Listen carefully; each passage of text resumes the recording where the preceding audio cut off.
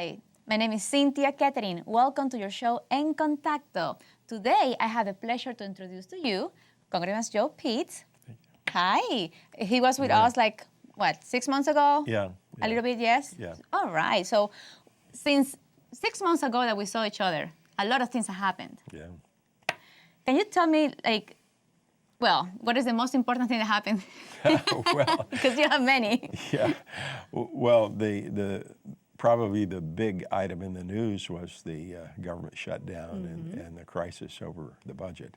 And, although we in the House have passed the budgets every year, our counterparts in the Senate did not. And so one of the outcomes is that we finally have the Budget Committee, Conference Committee meeting. Okay. And hopefully they'll come up with a proposal to fund the government with the budget, not just what's called CR, continuing resolutions. And I don't think we will have another government shutdown. No one wins in a government shutdown. But hopefully this budget committee will make some recommendations to get a constraint on spending, because right now, 40 cents of every federal dollar is borrowed money, and our debt is going up astronomically. Last year, we took in $2.5 trillion in revenue. We spent $3.8 trillion. That deficit last year was $1.3 trillion. And we've done that every year that this president's been in office. We just can't continue that. We must get spending under control, and hopefully the Budget Committee will make some recommendations that will get our fiscal house back in order. Yeah, it amazes me that a country like this with so many natural resources and so many revenue is just getting more and more debt. What did you think is the office doing to prevent another shutdown? Because we don't want this to happen again, but it happened like in 90 something, and now it's 95. 95. Yeah, and 96, yeah. the committee will be one of the things. It's one of the big things, and December 13th is the deadline for them to make their recommendations. I think they will come to some type of agreement to fund the government. And if it's not a whole year, part of a year, we can have short-term, we can have long-term agreements. But they've got to do something about the growing entitlements. We've got a new entitlement called Obamacare, the Affordable Care Act, and we've got Social Security, Medicare, Medicaid. Those are the big drivers.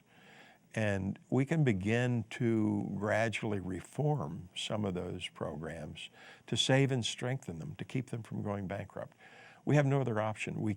The status quo has Medicare on a road to bankruptcy within 10 years, and we must do some things to stop that. Explicamos ahorita sobre lo que pasó cuando hubo el problema en que el gobierno tuvo que cerrar debido a que no estaban de acuerdo en el presupuesto general.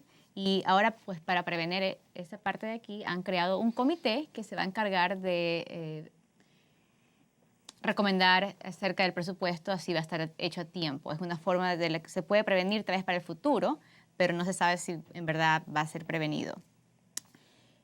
Immigration reform. It took a backseat to budget issues this fall. Do you think the House will still consider legislation? I think we will. I don't know the timeline because we only have a few weeks left in this budget in this year. And the Budget Committee and their recommendations will be front and center. But we have already begun in the House to move some bills. Now, we're not doing what the Senate did. They had a grand bargain that they put together in one bill. They haven't even sent us the bill yet, not yet. So we have acted in one of our committees has acted. There are 4 issues. One is the jobs guest worker program. Another is E-Verify, making that mandatory. Another is skills visa for highly skilled workers and employees. And the other is local and state enforcement of federal law. Now, there will be more, but those are the first 4. I think the one that I have the most sympathy for are what you would call the young, innocent people. Some people call them dreamers, but children who came here through no fault of their own, who are in school, they're working, they're trying to do everything the right way. They should not be victims in this. And so we have legislation called the Kids Act that the majority leader has, I don't know if he's introduced it, but he is ready to drop the bill. So you will see other issues like that. But, the simple fact is we have people in this country are very hard workers. All they want to do is to have opportunity to succeed. And we need to value those people, the work ethic they have. I have, for instance, in my district, the 16th Congressional District has the most Latinos of any congressional district in Pennsylvania. And so I want to make sure that we do something that's fair and equitable, and also which is in the interest of the 16th Congressional District. Definitely. Something that the DREAM Act that you said, we do have, I know many people that is actually part of the DREAM Act, and they were so grateful that happened in area because now they can work, and of course they have to keep studying. What they are afraid is that it will continue, because what happened with those, the 2 years are up. Right, and then right. you have to get 2 more years. Yeah. And that's something that they always ask me if I hear something about this is going to continue, they're going to expand it. Mm-hmm. And the other thing that they always ask about immigration reform is about driver license for people that is not legal, because other states are changing that. You think that will ever happen? Well, that is a state issue. That's the state legislature is the one that that's has the one that has jurisdiction. to, okay. So they have to act on that. Okay. It won't be a federal issue. It won't be a federal, okay. Yeah. Well, that's good. You serve on the Energy and Commerce Committee. Yes. Has the committee been working on any legislation to help deal with the high energy bills? Yeah, you look at the cost of electricity. Mm-hmm. It's just going up, and there are things that we can do, like regulations on power plants. Mm-hmm. The new regulations coming down are sometimes overburdensome, and some power plants are having to shut down, and that's causing less supply and increased cost. We can act to make a fair and predictable regulation on power plants and pipelines. Mm-hmm. We've got the Keystone Pipeline that has been ready to go for years, and the administration has chosen to block that. That's thousands of good jobs, and over a long period of time, tens of thousands of jobs. It's reliable energy from a friendly source, a neighbor. We should be less dependent on foreign sources of energy and more self-dependent. We could be completely energy independent by 2020. And so a good energy policy is in the interest of this country. And unfortunately, the administration has chose to try to block even clean coal.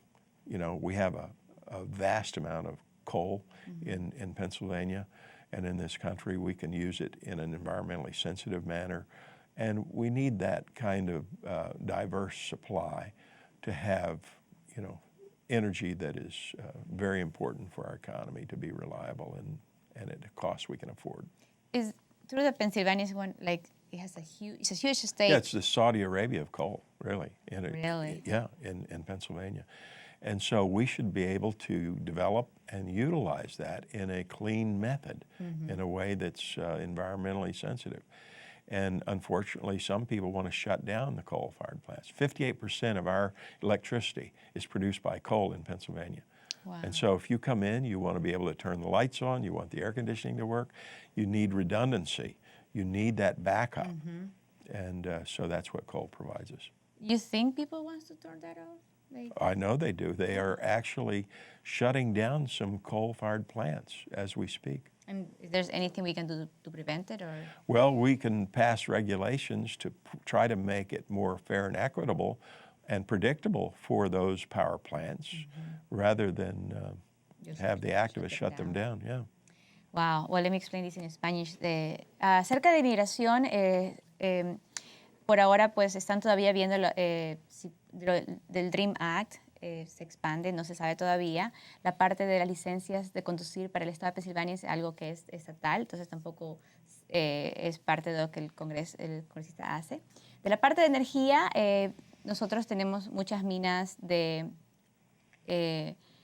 ayudan a la energía y el metanol y que pueden limpiar, pero estas compañías están cerrando y él está explicando pues que van a crear legislaciones para que no cierren debido a que necesitamos que estas minas sigan adelante para que nuestra energía no suba tanto, pues siguen subiendo todas las cuentas de energía. Many in our community are struggling with poverty. Can you tell us about an event you're holding this December to discuss solutions to the poverty? Yes, on December 9th in Reading. Okay. I have 3 cities in my district, Reading, Lancaster, and Coatesville, and people from all 3 and the whole district are invited to attend. But we're going to have some outside experts and local experts and business leaders and community leaders on panels to discuss what are the things to help people create wealth. Let's talk about some new ideas, new solutions of letting entrepreneurs and individuals act on their ideas to create wealth. And some things are probably evident to people. Number one, you need to stay in school, you know, and get a good education. Number two, family is so important. A good family relationship, kids in a family where moms and dads are really interested in their families, that is more of a predictor of success than anything, if you look at the statistics. Getting a job, any kind of jobs, getting the work experience and staying employed is very important. Saving, you know, just there are common sense solutions, but we're going to talk to these experts about how individuals can act as entrepreneurs on ideas they have to help create wealth in a community. Now, this event is open to the public? Open to the public, and it'll be at RAC, the Reading Area Community College. And it's going to be in English? Yes. Okay. Yes. And how many people are you expecting? Well, it's hard to tell. There will be, you know, probably a couple of hundred. And they don't have to RSVP, so they No, can just they can show. walk And what time in. will be? That's on December 9th in the morning. In the morning at RAC. 9, And yeah. they can people can look about this event Yes. in this website or Yes, they can look at my website. in your website. Perfect. El 9 de diciembre en la mañana en RAC, Reading Area Community College, va a haber un evento que va a hablar sobre la pobreza y cómo salir de la pobreza. You're going to have people that is like guests that will talk about Yes. ideas, right? We'll have experts who have done this successfully in places like Kansas City and other parts of the nation. Okay. They'll share their experience. Perfect. Van a tener personas expertas de otras ciudades y estados que estaban en la pobreza y van a dar ideas de cómo salir de la pobreza. Él explica que es muy importante la educación y es muy importante la familia. Y este evento es abierto al público, va a ser en inglés y no tienen que hacer RSVP, solo chequeen el website del congresista y van a ver el evento, la hora y el día, diciembre 9. But that's a great idea because that will help, you know, and Local businesses. yeah, and startups. people. Yeah. Excellent. Well, the new Obamacare website has been a big issue for everybody. Have you Health Subcommittee been investigating what went wrong? Yes, we've had several hearings in the Energy and Commerce Committee and in the Health Subcommittee. And we had Secretary Sebelius and the contractors in front of our committee in the last couple of weeks. Unfortunately, it's been a disaster. And very few people are able to sign up or even get an application, get through the application. Unfortunately, the Secretary said, well, the site didn't crash, it's just working poorly. But during the hearing, we put it up on the screen and showed that it was not working as she spoke. And it was the bureaucracy that most people pointed to, even the contractors who were hired, and they received actually, you know, hundreds of millions of dollars over 3.5 years to set this up. This doesn't give you a lot of confidence in the government when they can't even set up a website. How are they going to manage the health care of millions of Americans? millions of Americans today are losing their health plans, their health coverage. They're being canceled due to the Affordable Care Act, and unable even to browse or find, replacement coverage that is due by a deadline. If you don't have the government-approved health care by a certain deadline, you pay a fine. And so there are better ways to do this than what they have come up with this Affordable Care Act. Competition across state lines right now. You're trapped in a state. If you want to purchase health insurance, it has to be from the state of Pennsylvania. And, you should be able to shop and go across state lines. You should be able to have groups pool together, band together in large groups. And the power of purchasing with a large group, you bring down cost. You should be able to own your own health insurance. Take it with you from one job to another, one state to another. Right now, you can't do that. Medical malpractice reform cost hundreds of billions of dollars. Tax incentives for individuals so that they get the kind of deductions, incentives that companies get when they provide health insurance. Health savings accounts. Expansion of Medicare Advantage rather than contracting. Lots of things we could do to help young and old. But right now there's a lot of uncertainty, and I'm not sure the administration is going to agree to any changes. So we're going to have to see. We'll try to pass legislation to let people keep their health coverage that they have, which they were promised. The president clearly said, if you like your plan, you can keep it. If you like your doctor, you can keep him. And it will cost less, $2,500 an average per family. Not true. These are broken promises, and we should hold the administration accountable to keep the promises they made to people. I agree. I got a letter, actually, and that was, when I got a letter, the first thing I said is like, what? I was supposed to keep my plan. And it's a good plan, probably. It was one of the best I found, when I was looking, that was the best I found, not the cheapest one, but the best for my needs. And I was happy with it. I have it since 2006. And then when I got a letter, and it clearly says that the plan does not meet Obamacare laws, therefore it has to cease to exist. And as of, I had to find another plan. And I was surprised about, I clearly read that this wouldn't happen. Then I found out with other people that they were getting the same letters. And broken promise. I definitely think that something should be done about it. I think the healthcare is great, has some great ideas, but things are very messed up in the whole. Very uncertain. Oh, wow. You support repeal of the law, but do you have any alternatives to help people afford insurance? Can we do something to change it now that is... Well, only if the Senate and the President agree. We can pass bills, and we have. We have 140 different bills with reform in the House, keeping pre-existing condition coverage, high-risk pools in the states. And as I mentioned, the competition, increased competition across state lines. You can purchase car insurance, you see the advertisements from a lizard. Yes. You can't buy health insurance out of state of Pennsylvania, More competition is good. And let the young people stay on their parents' plans until they're age 26. And we have comprehensive, we have specific legislation, and we will continue to try to get these passed. What do you think is the division? Why? Well, the president considers this his signature accomplishment, and he doesn't want to change it. Now, he has changed it by executive order 17 times. He's exempted the big business, he's exempted labor unions, but when we try to replace or repeal a small provision, he resists that. He will not consider that. So people have to speak up to the administration, tell the administration, you must keep your promises. You said we could keep the plan that we had if we liked it. And they need to put pressure on the administration if it's going to happen. Si alguno de ustedes recibió cartas de sus seguros actuales diciendo que ya no van a tener ese seguro y que el plan va a desaparecer y no pueden encontrar un plan que es más barato, él aconseja que le escriban a sus legisladores locales y explicarles pues, que no están de acuerdo con esto debido a que se prometió que ustedes podían mantener el plan que ya tenían.